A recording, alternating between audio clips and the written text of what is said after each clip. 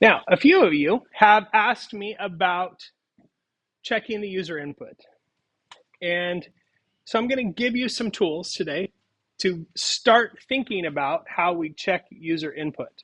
And I hope you will use those as you pursue the assignment for this module. And these are called string classification methods. Now, it is a string method, which means it is connected to a string. It uses this as its context. So we have a string dot is numeric. Without me saying anything else about this, what do you think that does? Makes that a number. Close. What did you say? It, close. You guys are onto it. It tells you whether or not that string is numeric. And that's very useful, right? Now, is numeric is a surprisingly broad category. And what it will tell you is, specifically, is each character numeric? And that's different than you might expect it to be. But numeric is very broad. There's actually 3 levels of checking whether something is a number or not, because numeric could be exponential digits, it could be scientific notation, it could be superscript digits, like to the power of. So that includes a wide array of different things. So if we want to get more specific and say, is each one of these a digit between 0 and 9? We'll use something else, but we'll get to that. So this little method, which takes no arguments, just returns true or false. Now, I'm sure you can imagine, given what we just talked about, how we could use that to check user input. So this one comes out to true, 1, 2, 3, 4. This one, of course, comes out to false. Take a look at that method. Tell me what you think it means. It's not aluminum. Alphabet number? Yeah, alphanumeric, right? It's an alphabet or numeric, which is pretty broad. Doesn't include spaces, doesn't include punctuation, doesn't include non-alphanumeric characters, which there are a surprising number of them. How about that one?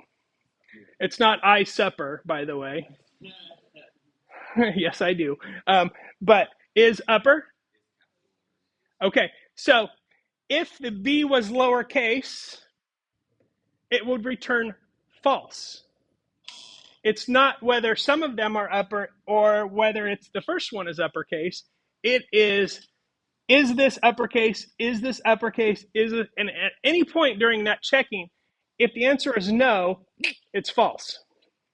So it's going to check each character in the string, because remember, a string is a list of characters. It's not words, it doesn't have meaning, it's just a list of characters. So it's going to catch each one. So, with that in mind, does that last one return true or false? It returns false, because a period is not numeric. So it's going to go through each character. So if we want to check to see how we find out if something is a valid float or not, there is no is float, unfortunately, because it's not actually converting these. Remember how these work. It's checking each character. Telling whether something is a float or not requires us to look at this as a number. It's not doing that.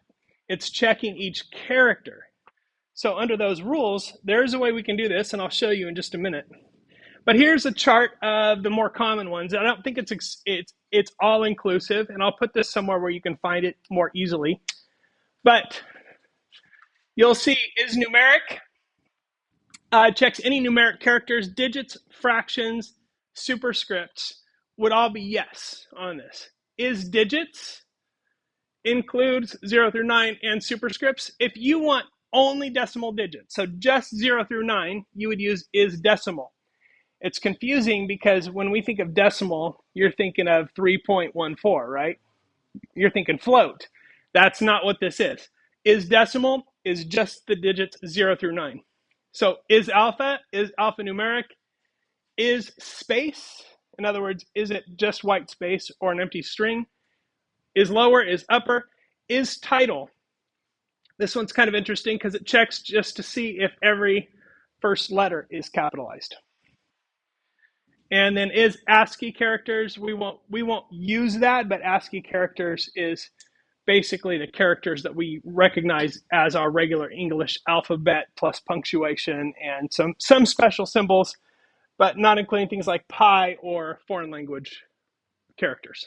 So anyhow, which are all Unicode characters, not ASCII. We won't get into the difference between the two. It's not in the scope of this class. But that's a helpful chart. And you can always, don't forget, this is not a memorization class. It's a kind of have a vague notion that that exists. And remember that you can look it up kind of class. As a programmer, especially if you branch out into more than one language, which you probably will, especially if you work on more than one platform, which you probably will, especially if you're human and you forget things over time, which you are and will. Programming is not a thing where you remember every single thing.